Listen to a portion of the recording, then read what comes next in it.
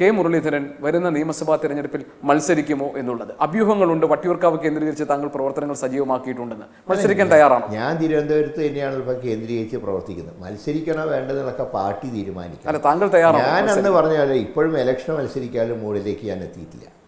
കാരണം ഇങ്ങനെ കുറേ തെരഞ്ഞെടുപ്പിൽ ഇങ്ങനെ കണ്ടിന്യൂസ് ആയിട്ട് മത്സരിച്ചുകൊണ്ട് ഒരു ഇലക്ഷനെങ്കിലും മാറി നിന്ന് ഒരു പാർട്ടി ഏൽപ്പിക്കുന്ന മറ്റു ചുമതലകൾ ഏൽക്കണം എന്നാണ് എൻ്റെ ആഗ്രഹം. മത്സരിക്കാനുള്ള ഒരു മാനസികാവസ്ഥ ഇപ്പോഴില്ല. അതില്ല, ഇപ്പോഴും വന്നിട്ടില്ല. ആ മൂഡിലേക്ക് ഞാൻ എത്തിയിട്ടില്ല.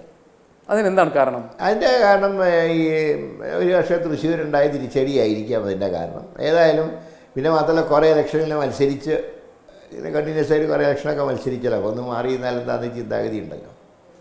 അതായത് UDF അടുത്ത തവണ ഭരണത്തിലേക്ക് എത്തും എന്ന പ്രതീക്ഷയോടുകൂടി ഇറങ്ങുന്ന ഒരു തെരഞ്ഞെടുപ്പിൽ കെ മുരളീധരനെ പോലെ കോൺഗ്രസിലെ ഒരു മുതിർന്ന നേതാവ് മത്സരിക്കാതെ മാറി നിൽക്കാൻ എടുക്കുന്ന തീരുമാനം അതൊരു ശരിയായ തീരുമാനമാണോ? പാർട്ടിക്ക് വേണ്ടി ചുമതലകൾ ഏൽക്കാനും ആൾക്കാർ വേണ്ട. എല്ലാവരും മത്സരിച്ചാലേ ഈ ചുമതല ആരും നോക്കും.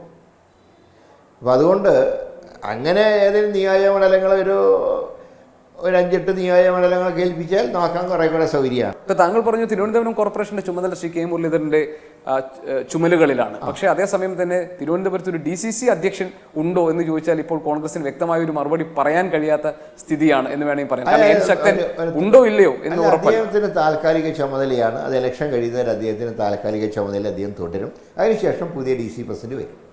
അക്കാര്യത്തിൽ ഒരു തീരുമാനമായിട്ടുണ്ട്. തീർച്ചയായിട്ടും അത് നേരത്തെ തന്നെ തീരുമാനിച്ചാണ്. ലോകത്തെവിടെയായാലും ഏത് സമയത്തും 24 വാർത്തകളും ഓഗ്മെന്റഡ് റിയാലിറ്റി പാക്കേജുകളും എക്സ്പ്ലെയിനറുകളും വിശദമായി കാണാൻ ഞങ്ങളുടെ YouTube ചാനൽ നിങ്ങൾക്ക് സബ്സ്ക്രൈബ് ചെയ്യാം.